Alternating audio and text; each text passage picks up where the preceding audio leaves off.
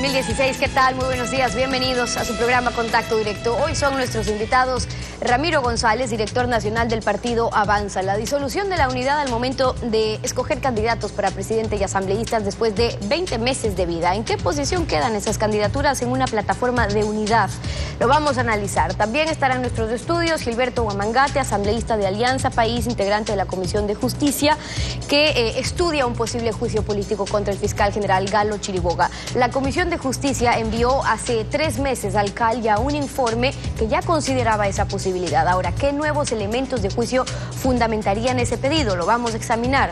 Y también hoy estará en contacto directo Walter Spurrier, director de la revista Análisis Semanal. El Ecuador desciende en el ranking mundial de competitividad. Las rigideces del mercado laboral son señaladas como una de las causas. Ahora, ¿es posible la flexibilización laboral sin afectar los estándares garantizados por los tratados internacionales de derechos humanos? Lo vamos a revisar. Bueno, el escrutinio de las ofertas de campaña electoral es esencial a fin de tener una idea sobre el porvenir para que no haya confusiones ni falsas expectativas. Alfredo, buenos días, ¿cómo te va? Muy bien, Estefi, buenos días a todos. La bonanza trajo un efecto positivo sobre la cultura tributaria. Los viejos hábitos de la evasión dieron paso a una cultura amigable con el pago de tributos. Pero este hito, drogado por la bonanza, ha cedido a una política abusiva que por mantener el gasto de un Estado candidato en campaña electoral le está chupando la sangre a la producción, el empleo y el consumo. Esta situación debe terminar, pues de una bonanza con lotería petrolera, la mayor recaudación de impuestos de la historia y el endeudamiento desaforado, el Ecuador está llegando a niveles de asfixia en producción, empleo y recaudación tributaria, con el alivio esporádico del oxígeno que inyecta el endeudamiento. Las ofertas no continuistas de oposición son básicamente iguales y adolecen del mismo defecto. No aportan en mejoramiento cualitativo de la cultura tributaria, sino que prometen un paraíso fiscal con supresión y rebaja de impuestos, cuando lo certero es la simplificación tributaria, eliminando la maleza que obstaculiza la producción y racionalizando los impuestos sobre la cosecha. En esta perspectiva, hay 2 impuestos básicos, el de la renta y el IVA. El de la renta no tiene que bajar o suprimirse exclusivamente para quienes se conviertan en socios del Estado en áreas estratégicas, porque eso fomenta nichos monopólicos. Lo deseable es que desaparezcan los 2 impuestos que devalúan el dólar ecuatoriano, el de la salida de divisas y el mínimo a la renta, creado en 2010 con la máscara del anticipo, porque son un derecho de corcho por trabajar en el Ecuador. Eso ahuyenta la inversión y además abstenerse de continuar con esa demagogia barata de bajar el IVA al 10%, pues si se eliminan los impuestos que se trasladan a la ciudadanía en el precio de venta al público. La clave está en crear un IVA diferenciado, modificando la regresiva e injusta tasa única. El IVA es el impuesto que más recauda y debe ser inteligentemente reforzado, creando niveles que diferencien el consumo de ricos y pobres, convirtiendo al ICE en el IVA más alto con un 21%, por ejemplo, y diferenciando consumos de ricos y pobres como calidad de carros y vestimenta, por ejemplo, desde la tasa tope del 21% hasta una tasa inferior al 12%, que es la tasa general.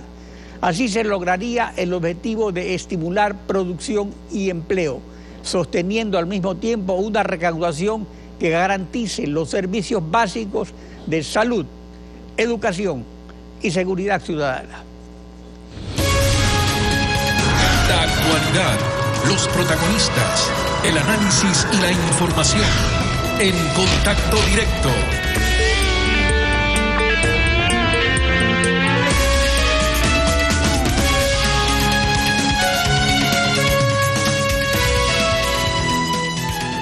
En la política todo es posible porque la política es el arte de lo posible y la excepción confirma la regla, pero hay realidades extremadamente raras. Por ejemplo, que un frente de unidad constituido hace 20 meses para apoyar candidaturas conjuntas de asambleístas y presidente se disuelva al escoger los candidatos.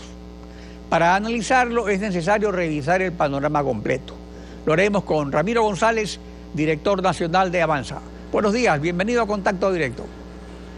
Buenos días, Alfredo. Un saludo cordial a todos los amigos y amigas televidentes. En 50 años de observar la política no recuerdo ningún frente de unidad que se haya disuelto al escoger los candidatos después de 20 meses. ¿Qué futuro electoral tiene una candidatura presidencial con esta fallida plataforma de lanzamiento? Alfredo, después de oírlo a usted en su sesudo análisis sobre la economía y que por el espacio es parcial, cuando uno ve el panorama completo de crisis económica que vive la nación, uno tiene que hacer renunciamientos totales para tratar de salvar la economía del país, para darle seguridad al inversionista, para que haya empleo en la economía. Nosotros no hemos perdido de vista aquello. Nosotros le hemos dicho al país que hemos sacrificado cualquier situación personal o partidista para tratar de llegar a un gran acuerdo nacional, y así fuimos a Cuenca, con ese espíritu de entrega al país. Desafortunadamente, en el camino, los líderes políticos de este país, porque no fue la única unidad la que se plasmó ahí, sino otras también. Al inicio todo el mundo decía, el objetivo es cambiar la actual situación, la actual forma de hacer política, la actual forma de manejar la economía, es decir, cambiarlo al correísmo. Ese era el objetivo central. Ahora nos damos cuenta que se olvidaron absolutamente todo y afloraron las vanidades e intereses personales. Y eso ha hecho que se dé al traste con la mayoría de las unidades para quedarnos con 3 candidaturas en la oposición, que entre las 3 no suman lo que suma el candidato oficialista. Esa es la realidad del país. Y nosotros lamentamos como el que más, porque nosotros fuimos los que estuvimos hasta el último tratando de salvar una unidad para darle una alternativa cierta a la nación de cambio de la actual situación de cosas. El 75, el 80% de los ecuatorianos quiere cambiar esto, y los políticos estamos haciendo exactamente lo contrario, o están haciendo lo contrario, porque nosotros sí tenemos la cosa clara. Entonces, si van separados, si van con ese puritanismo que tratan, entre comillas, de ponerlo ante la ciudadanía, la derrota está asegurada. Por eso nosotros no vamos a presentar una candidatura a la presidencia, nosotros vamos a presentar candidatos a la Asamblea Nacional para desde ahí tratar de darle racionalidad a la política, Alfredo. El candidato natural de la unidad era Jaime Nebot, pero él ha mantenido durante 18 años una firme postura de rechazo a la candidatura presidencial. Bajo esa premisa, la meta principal de la unidad, ¿cuál era? Porque podrían haber opciones, o sea, un candidato presidencial propio, apoyar a un tercero o listas conjuntas de asambleístas. ¿Cuál era el objetivo?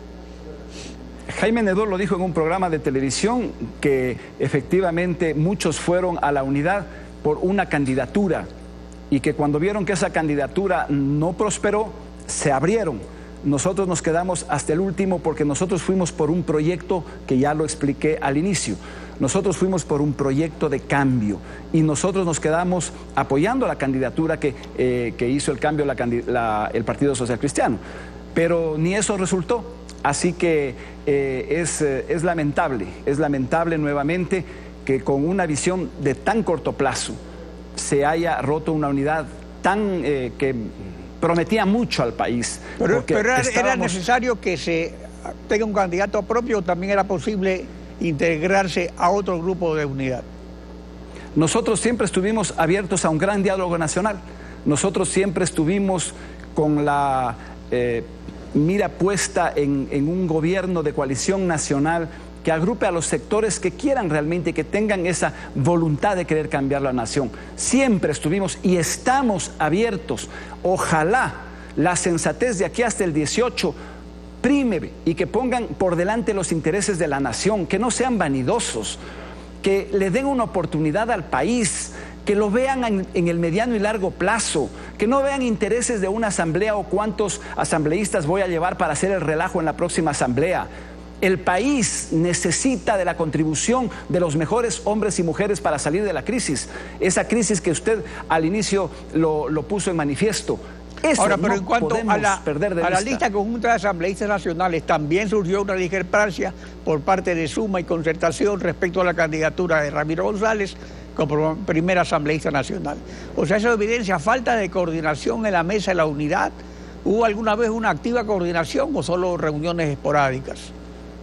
No, hubo mucha coordinación, liderazgo de Jaime Nebot como jefe del partido del movimiento Madera de Guerrero y de los socialcristianos. Se firmaron documentos incluso, pero todo se quedó ahí. Y nosotros no queremos profundizar en aquello porque nosotros no somos de los que echamos tierra cuando hemos estado construyendo algo. Pero hubo un grupo de diputados venezolanos que vinieron acá al país y nos alertaron ya desde ese momento. Nos dijeron: tengan cuidado porque los grupos políticos más pequeños son los que más ambición tienen y los que siempre friegan la unidad. En nuestro primer intento fueron ellos los que dieron al traste con ese gran esfuerzo que trataron de hacer en Venezuela. Y nos pasó acá exactamente lo mismo. Gente que no tiene representación, que ni siquiera tiene representación en las provincias, nada, querían absolutamente todo. Entonces, cuando los políticos no tienen los pies sobre la tierra, cuando los políticos son vanidosos y piensan que con ellos nace la democracia, estamos fregados. Hay que tener sensatez y humildad para hacer política. Que los dirigentes de oposición han venido hablando por años de un candidato presidencial único frente al postulante del Estado candidato escogido por Alianza País. Esto no existe. Y las encuestas indican, como usted ya señalaba, que con esta dispersión Lenín Moreno lleva a las de ganar, incluso en primera vuelta. Pero se repite como un dogma infalible que en segunda vuelta Alianza País no podrá lograr mayoría absoluta. Los sabios del marketing decían algo similar en el 96, que Abdalá Bucaram jamás ganaría en segunda vuelta. ¿Qué puede hacer ahora en estos momentos la diferencia en esta elección? Mire, los resentimientos personales entre grupos cuyos dirigentes están al frente de estas agrupaciones son de tal magnitud que yo no veo un acuerdo en la segunda vuelta. Yo no veo un acuerdo en la segunda vuelta porque solo miran intereses personales o de grupo. Pero no eso están viendo al lo país. que usted dice es muy interesante porque es otra falsedad, otra falacia esta de que sí va a haber unidad en después de la segunda vuelta o en la segunda vuelta, digamos. Porque además después de la segunda vuelta vendría la cuestión de la asamblea. Entonces la diferencia debería estar en dos cosas: cambiar las partes del modelo que no funcionan mediante una constituyente, por ejemplo, y la fiscalización. Pero resulta que es el propio gobierno quien se denuncia dentro del modelo concentrador de poderes, mientras la oposición sopla burbujas. Ahí puede estar la diferencia en cambiar el modelo y en una propuesta seria de cambiar el modelo y en la fiscalización. Por supuesto que sí. Mire, lo hemos visto a Guillermo Lasso decir que con los socialcristianos no irán ni a misa nunca. Los socialcristianos obviamente le dicen exactamente lo mismo. Vemos a un Paco Moncayo diciendo que posiblemente votará por Lenín Moreno. Es decir, desde ahora se ve que no va a haber tal unidad, porque simplemente son intereses de grupo, no lo quieren ver al país. Yo insisto en esto, Alfredo, y no habrá ningún cambio de modelo porque simplemente lo que se irá es con un ejecutivo no tan fuerte como el actual, débil, pero con un Congreso multipartidista, desorganizado, y va a haber una crisis de gobernabilidad con una crisis económica que es el peor escenario para el desarrollo del país. Bueno, ojalá que su voz alerta sea escuchada. Ramiro González, gracias por acompañarnos en Contacto Directo. Muchas gracias a usted, Alfredo. Estefi. Son las 7 de la mañana con 14 minutos. Una pausa y en instantes estará Gilberto Guamangate, asambleísta de Alianza País, integrante de la Comisión de Justicia que estudia un posible juicio político contra el fiscal general Galo Chiriboga. La Comisión de Justicia envió al CAL hace 3 meses un informe que ya consideraba esa posibilidad. ¿Qué nuevos elementos fundamentarían ese pedido? Lo examinamos al regresar. Quédese usted en nuestra sintonía. Es esencial reforzar firmemente el ataque en el momento de cualquier pérdida de posición por parte de un adversario para impedirle que se recupere. Lo dijo Miyamoto Musashi, guerrero famoso de Japón feudal.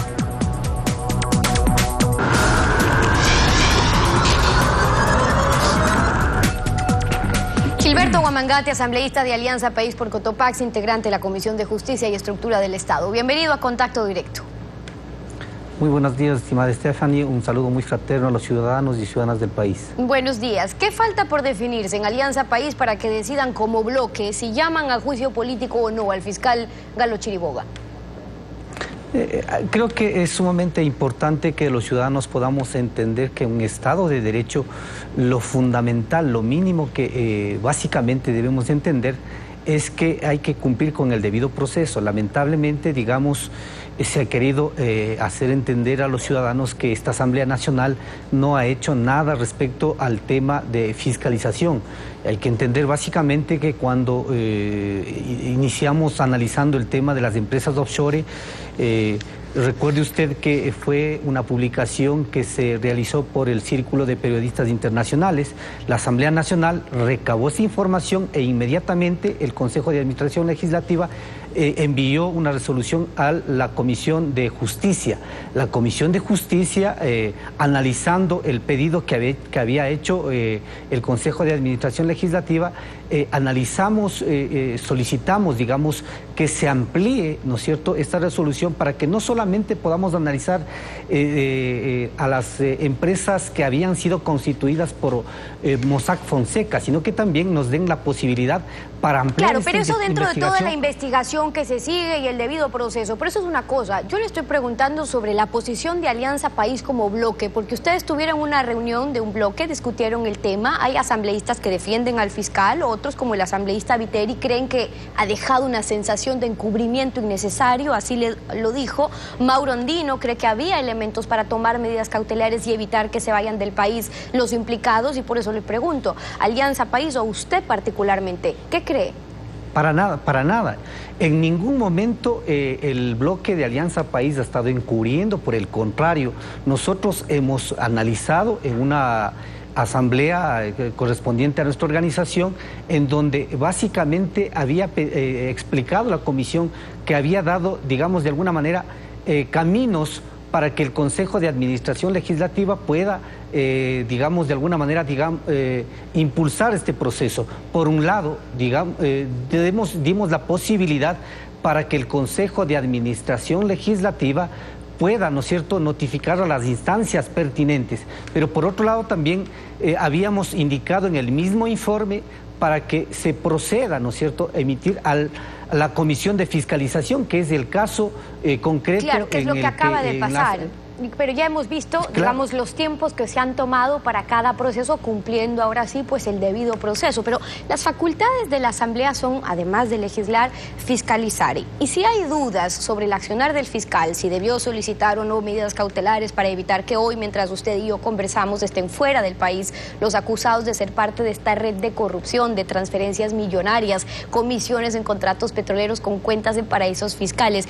Digo, para aclarar las dudas, un juicio político no es un juicio penal. Se presentan pruebas de descargo ante el Pleno, el país lo conoce. ¿No sería, no creen en el bloque de Alianza País que sería lo transparente ahora?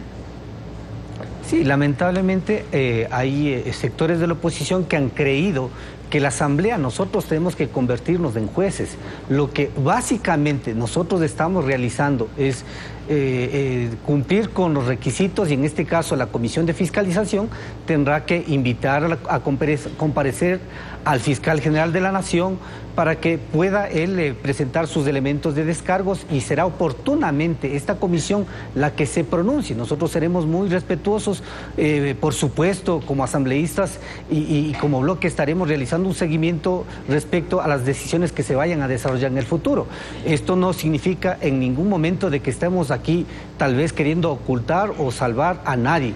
Todos los funcionarios, acuérdese usted que en este mismo informe que habíamos presentado, nosotros habíamos considerado alrededor de 8 nombres que no tenían nada en inicio cuando se presentó desde la resolución del Consejo de Administración Legislativa, de tal forma que nosotros siempre estaremos impulsando elementos que ayuden a fortalecer la transparencia y sobre todo a combatir la corrupción. Claro, pero hay distintas formas de hacerlo, y por eso es importante conocer la opinión de cada legislador para que la ciudadanía pueda calificar cuál es la posición de los legisladores de quienes les representan. Según el artículo 519, se puede, por ejemplo, se puede ordenar una o varias medidas cautelares para garantizar la presencia de la persona procesada, para el cumplimiento de la pena, o evitar que se destruya o obstaculice la práctica de pruebas o que desaparezcan elementos de convicción. Pero en este caso no se solicitó medidas cautelares durante el proceso. Desde septiembre 2, que ustedes ya tenían el informe de la comisión, agosto, que según Viteri ya tenían datos de desde Panamá ordenan la prisión preventiva el 21 de octubre, cuando ya estaban a buen recaudo en otro país. Por eso le preguntaba yo directamente, ¿usted cree que se debió, por ejemplo, dictar medidas cautelares? Eso le corresponde precisamente ya responder a las autoridades pertinentes. Por nuestro lado, lo que habíamos hecho también es enviar todo el informe completo para la Contraloría General del Estado para que precisamente empiece el proceso de una auditoría especial a las declaraciones patrimoniales de cada uno de estos funcionarios, de tal forma que si es que las autoridades no actuaron, eso ya le corresponde, digamos, de alguna manera responder a cada uno de ellos. No, lo que pasa es que a ustedes les corresponde como fiscalizadores fiscalizar que se cumplan, y quienes están sujetos al control político de la Asamblea, ustedes como fiscalizadores son quienes tienen que responder ante la inobservancia o las faltas de esos órganos de control que están sujetos a su fiscalización. Es que por eso es la responsabilidad de ustedes, de los asambleístas. Precisamente por eso el Consejo de Administración Legislativa, una vez que recaba la información que emitió la Comisión de Justicia,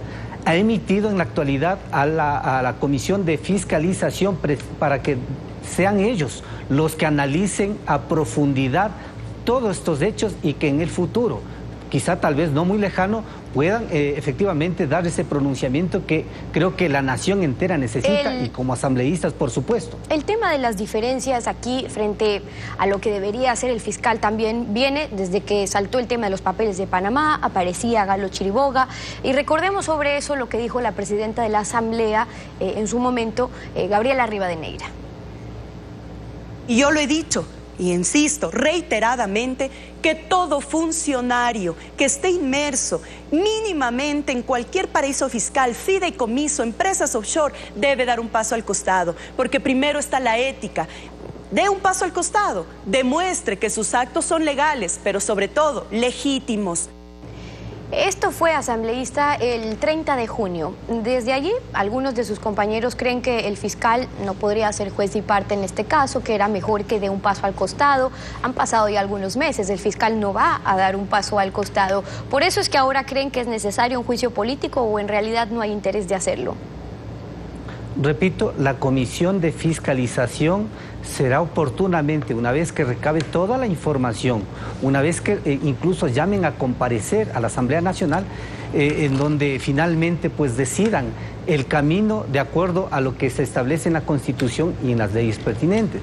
De tal forma que nosotros, repito, jamás vamos a estar aquí defendiendo, y peor todavía, queriendo tapar, ¿no es cierto?, actos de corrupción o actos que no tengan de alguna manera, digamos, acciones de transparencia para la nación. De tal forma que yo quiero dejar absolutamente claro en esta mañana, nosotros como bloque, incluso como organización política, hoy mismo estamos planteando frente a este tema, el tema del pacto ético, invitar a los ciudadanos. A mí me gustaría, por ejemplo, escuchar aquí en este mismo medio de comunicación, analizando a candidatos presidenciales, a ver qué es lo que dicen respecto al tema de los paraísos fiscales, que son en definitiva el fondo de estas circunstancias que nos han traído a debate al pueblo ecuatoriano, más aún a una asamblea que en la actualidad lo que hace es responsablemente analizar elementos sustantivos que permitan terminar con la corrupción, que permitan transparentar las acciones, no solamente políticas y administrativas de la nación. Y justamente en este espacio se han conocido varias de las opiniones de los actores políticos sobre ese y algunos otros temas. Le quiero agradecer por ahora a Gilberto Guamangate, asambleísta de Alianza País por Cotopaxi, por acompañarnos aquí en Contacto Directo. Gracias por haber estado con nosotros. Muchas gracias. A usted. 7:29, una pausa, y al regresar ya está en nuestros estudios Walter Spurrier, director de la revista Análisis Semanal. El Ecuador desciende en el ranking mundial de competitividad. Las rigideces del mercado laboral son señaladas como una de las causas, pero ¿es posible la flexibilización laboral sin afectar los estándares garantizados por los tratados internacionales de derechos humanos? Lo revisamos al volver. Quédese usted en nuestra sintonía. Es un déspota todo aquel que cree que ser opositor al gobierno es ser traidor a la patria. Lo dijo Juan Bautista Alberdi, jurista, autor intelectual de la Constitución Argentina de 1853.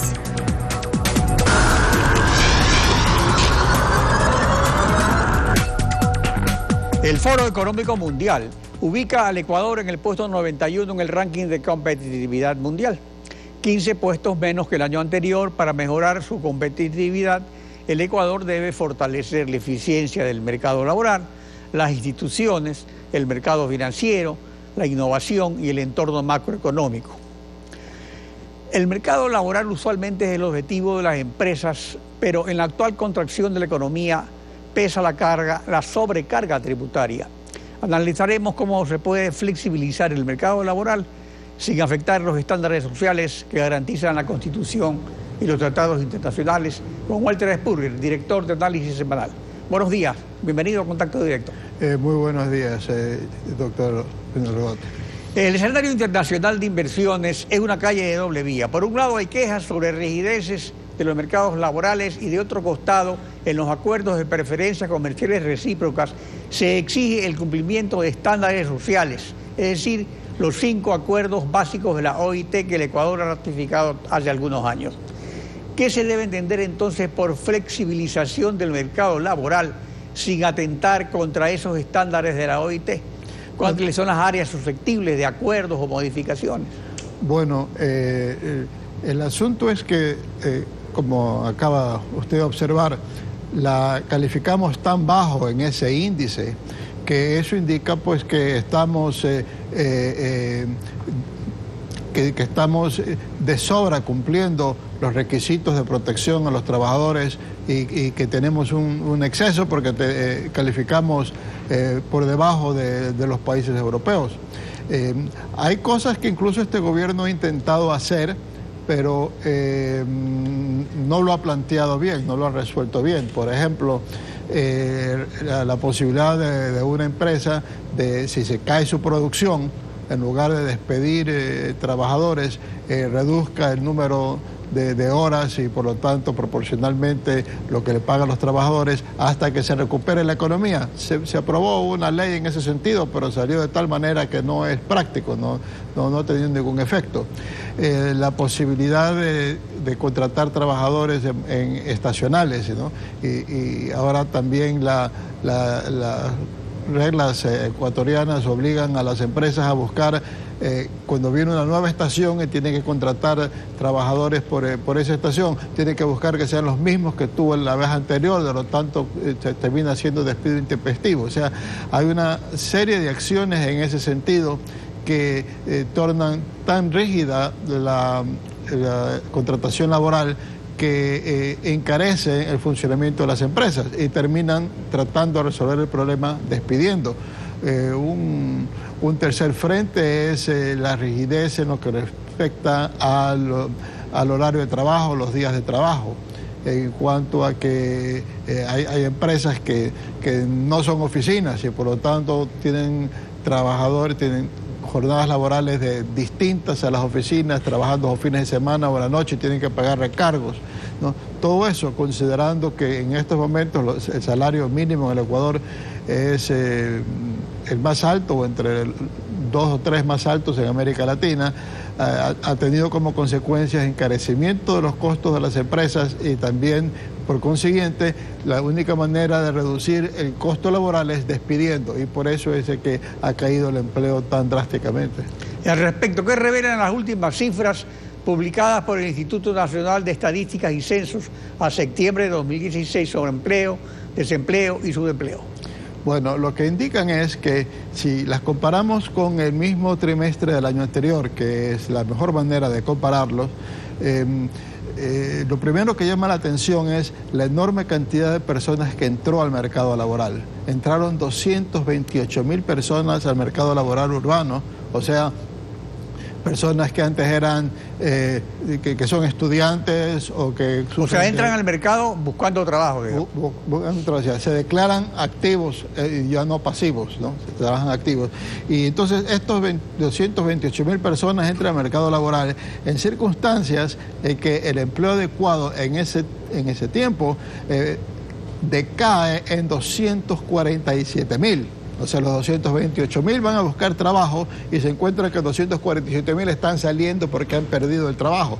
O sea, son 475.000 personas que han estado buscando un empleo adecuado y que no lo consiguen. y de esos solo 77.000 se declaran desempleados. Y el resto no se declara desempleado, sino que entra a trabajar en el mercado informal o en el subempleo, porque tienen que poner comida en la mesa y no pueden quedarse en la casa esperando un cheque de seguridad social o del gobierno. Entonces, en ese sentido, aumenta el número de empleo inadecuado y se mantiene estable la desocupación, el índice de desocupación, pero eso se debe exclusivamente a la gran cantidad de gente que ha entrado al mercado informal, porque el mercado adecuado de empleo se ha reducido drásticamente, 8,8% en un año.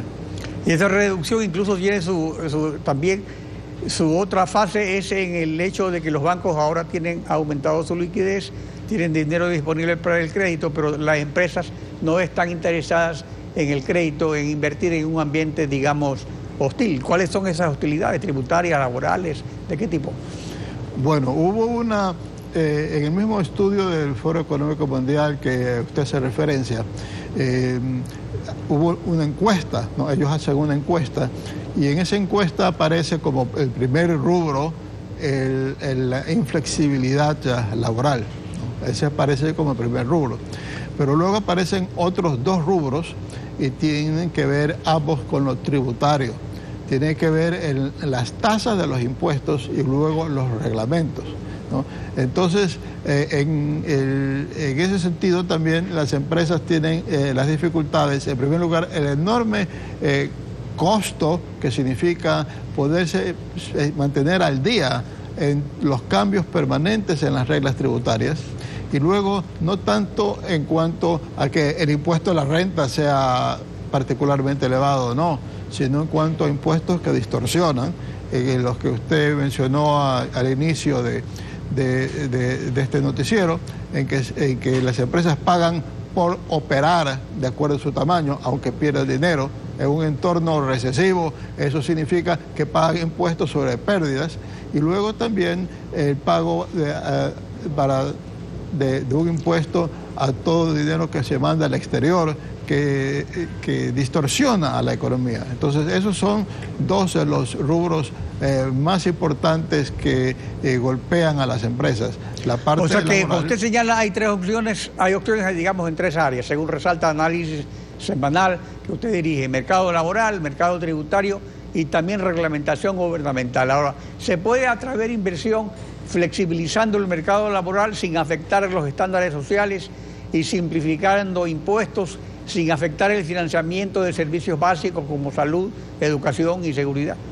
No, yo sí creo en primer lugar porque el Ecuador cumple con creces los requisitos de derechos sociales y de hecho puede normarlos de una manera mucho más apropiada para el funcionamiento de las empresas, sin que eso signifique que se está violando los derechos de la OIT. Luego hay lo respectivo a los trámites con las autoridades. Nos hemos referido al tributario. Hay el mismo problema con aduanas, por ejemplo. Algunos empresarios me han señalado de que tienen que reparar una maquinaria y aquí no tienen cómo hacerlo, lo mandan al Perú y para traerla de nuevo es prácticamente como una nueva importación. Entonces se quedan sin las máquinas para estar produciendo. El Ministerio del Trabajo, la Seguridad Social, todas estas entidades públicas de control, la Superintendencia de Poder del Mercado, significan trámites, y los empresarios tienen que dedicarse a cómo hago trámites con el gobierno, cómo me manejo en eso. Ahora son trámites porque hay una nueva burocracia que tiene que justificar su existencia. O sea, por eso es que se habla también en ciertos campos de reducción, digamos, de burocracia que no es necesaria.